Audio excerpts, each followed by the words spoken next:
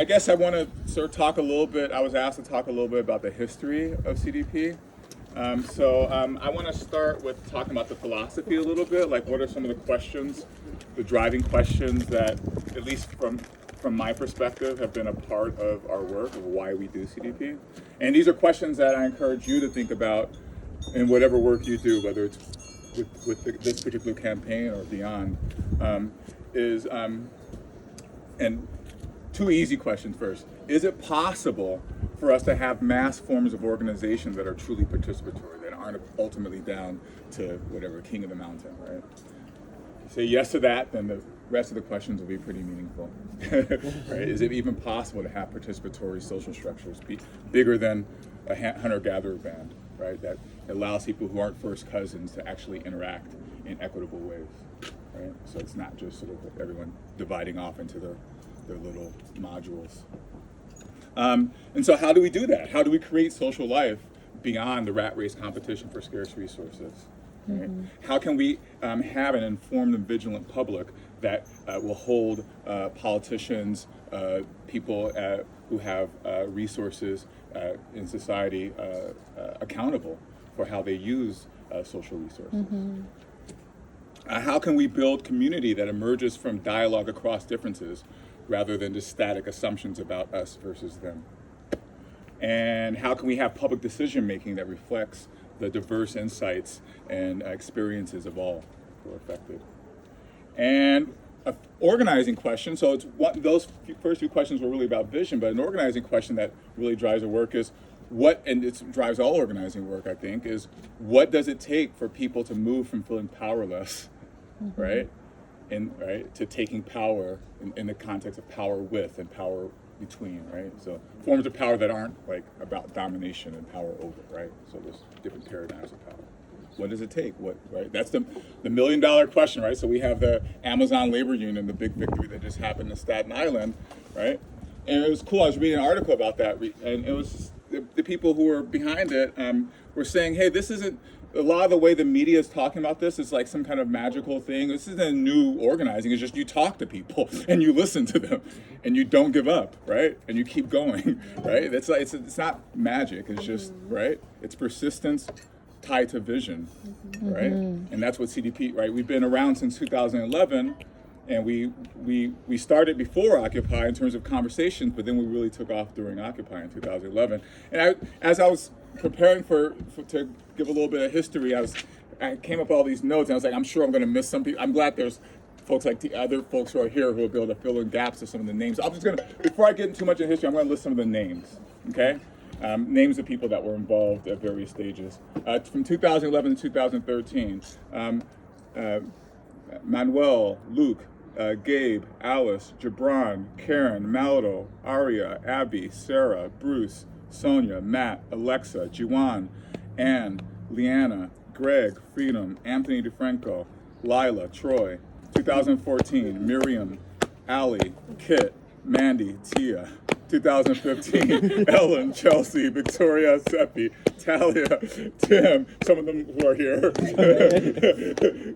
Gabrielle, Amy, Shoshana, Lily. 2016, Angelus, Mark, Victoria, you, Noni, Thea, Gita, Alyssa. 2017, BJ, Damaris, Ian, Kyle, Lindsay, Orion. 2018, Evan, Jasmine, Yvonne, Cheyenne. 2019, Emily, Neil, Blake, and Trevor. There's others. There's plenty of, Devo, whatever. These are just names. Devo's such a default. Chris is such defaults. Right? I miss those names. I do. As I was preparing, I'm horrible. I'm good at I think more about the future than the past. We all have to think about different parts of time. And I'm horrible at thinking, but Tia's really good on history. So Killed it. It was great. Huh? You killed it. It was great. Okay. Yeah. That was. So personally, one of the things that got me involved in CDP is I used to do a lot of different kinds of organizing work around both community, local issues, and also like statewide type issues. And I got to a point where I realized that like you got these things where you have these structures where it's just a few hardcore sort of like political consultants that run politics, mm-hmm. even from the liberal perspective, right? And so you have like the reason why the Democratic Party dominates so much is because it's like the political consultant class, right? And so how do we have a political movement that's truly, right, bottom up, that's truly driven by the people, that's not about, the political class, but right? And so that was a question that's been on my mind for a long time. And how do we also have a political movement that's not about personality politics, right? That's not about like, oh, here's this pretty face and great voice who everyone's going to like, whatever, put on a pedestal until they screw up and then, right, knock them off the pedestal and put someone else on the pedestal, right? How do we get beyond that cycle of disappointment and these people that we make icons out of, right? So how do we own the movement, right? So it's not just, oh, so-and-so says that, so we'll follow, no, right? There's someone who ran for office, I forget his name, but who was a socialist, who almost had a really good chance of getting nominated for president back in the 20s or something. Debs, thank you, Eugene Debs.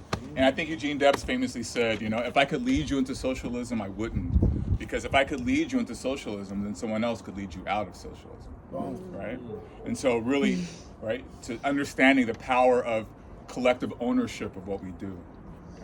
It was hard writing this list of people because some of them are still here, but some people have left, right? And so one of the things as an organizer, right, is like, right, the joy, the juice of organizing is when you see people move from feeling like, oh, I can't, to starting to say I can and starting making stuff happen. And it's sad, right, when you see people step away for whatever reason, right? So as I was making this list earlier, when I was looking through it, I was like, oh, it's sad because some of the names I haven't seen in a long time. But anyway, but I'm sure they're, whatever, doing their journeys, like we all are. Another thing that motivated me in terms of getting involved with CDP is moving from like people sort of, and this is related to something I said earlier, is like people say, oh, I'm so glad you're doing this work. Keep up the good work. My son, my nephew, he's doing all this great stuff for the, I'm like, no, it's not about what your son or your nephew or, right? It's about us. What are we doing, right? So don't celebrate, right? And so how do we, right, again. And also, how do we sort of like level the playing field so it's not about how much money you have, right? So that your status, right, in society is not about your control of capitalist resources, but instead is, Abolish money. Abolish money. Well, in a complex society, we can have a debate about that. No, it's about me. Actually, that will get into the history. This is good. No, actually, so in our early history, at Occupy, at one of the early GAs, the General Assemblies in downtown Oakland, when we sort of talked about doing this, it was hard because a lot of folks at Occupy were like, that's the state, man, fuck that, smash it. I'm sorry. Fuck club. You know what I'm saying? That's BS, right? So on the one hand, we have people who we weren't radical enough because we're talking about people's budget, we're talking about a voter initiative, and that's the state, man. You got to smash the state, right? So there's all the people like the black bloc sort of mentality. But then the other end are like the NGO, mainstream NGOs were like, oh, that's too much. We have relationships with these politicians or that politician, and we like that person, and right. And so like they're kind of invested in the status quo system of finding the right person to put in office. And so we found ourselves in a kind of Goldilocks or reverse Goldilocks situation of being right, not radical enough for those folks and too radical for those. And so that's kind of been our history. And I'm sure others can chime in around that, just the challenge of creating something different that doesn't exist, right? And so that's kind of what has inspired us, is that we know that we have a special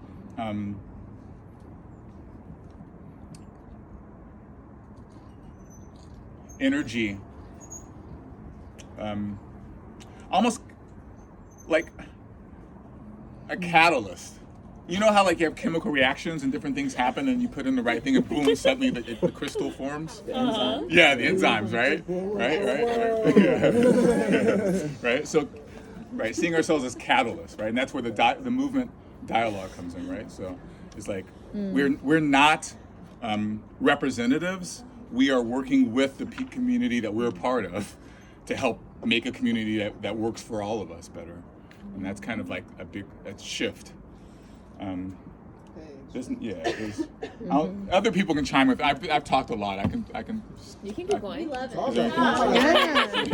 Oh, let me see. Keep going. Sean respects collective wisdom, but he's also our OSG and one member that's really been through here and has planted the seed so that we can keep growing this. So that, you know, again, our CDA people, I want to get an introduction for our most recent CDA member coming Matthew! in. Thank you! I like that. Just late too. Everybody else got to be a party. You're not one special. I mean, you were special. Everyone's special. You are special. Party is good special. We just want you to be acknowledged like everyone else. Yeah. I love acknowledgement. Cool. Yeah, I just want to lift up that he's over there leaning in that collective wisdom, but Yeah. let Sean speak. This is the wisdom we want to have right Ah. now. Yeah. Then Well, we get rid of half of money right there. I'm sorry. If you got rid of rent and you just like took enough land, We should talk about this. One commodity, just land. You took enough off the market for Yeah. people to live on. You got rid of half the money right there. I know you're All a the money finance that they were- specialist and you're especially focused on the land, so I look forward to. That's a great. But let me just make a couple more No, remarks. that's fine. That's all I have to say. But that's a deep. But no, I think that's a cool conversation. I mean, whatever. Anyway, let's come back to it. That's great, right? We all right? Yeah. You know? Just a couple other things. Just seed-wise, just another thing. I used to work with the American Friends Service Committee, which is a Quaker-based peace and justice group. So one of the many groups I did organizing work back in the day with. And I learned a lot about peace building work. So a lot of their mission is about stopping militarism, especially U.S. based, right? Because so much of the right weapons, like over half the military spending in the world, as you know, comes from our tax money in the U.S., right? And so a big part of this was how do we take down the military-industrial complex, right? And at this federal level, and this prison-industrial complex at the state level, right? Well, we need people to care about the budget. Well, people don't care about the budget if they don't know about the budget, if they have no experiences with it, right? And so a big part of this too is like moving from the politics of rhetoric, of saying the right thing, to the politics of experience, right? Helping people have experiences that show them that democracy is a thing. That's not just a word, that's a pretty word that some people say before they do whatever BS they're going to do, right? But it's actually a lived experience, right? So a key part of this is like, for me at least, is just centering the experience of people, and that will be the paradigm shift we need. Is when people get together in their neighborhood assemblies and are talking about the issues with each other and disagreeing, agreeing, having whatever problems they have, but coming to greater collective consciousness because they're struggling together, as opposed to living in their little silos, watching Fox News or whatever it may be, right? And so creating that space for us to really reclaim our collective identities, right? Reclaim the commons in a real way, not just in a temporary autonomous zone way, right? Because I did a lot of work with different kinds of things, right? Where you just sort of like, right? Yep. And you're like, okay, this is great, it feels exciting, but then like a year later it's gone because whatever, you didn't institutionalize it, right? So how do we create something that's long term, that's rooted, that's owned not just by a few hardcore activists who are facing, right, stun grenades or whatever, but are people who are just like, who don't even see themselves as activists, right? That's when the real change will happen. When the people who don't even see themselves as activists are doing it, because that's really owned. It's not just me and my crew. So I love my crew, but ultimately it's about the movement and the people that's much bigger than all of us. And so I'm It's weird how the word activist becomes synonymous with ego. As long as you take ego out of it, it's fine to be an activist and you know what you care about, and you can say what you care about. That's cool. Like that's why I believe in CDP, because I feel like people actually just care about the community. And not money or fame. Or being liked is not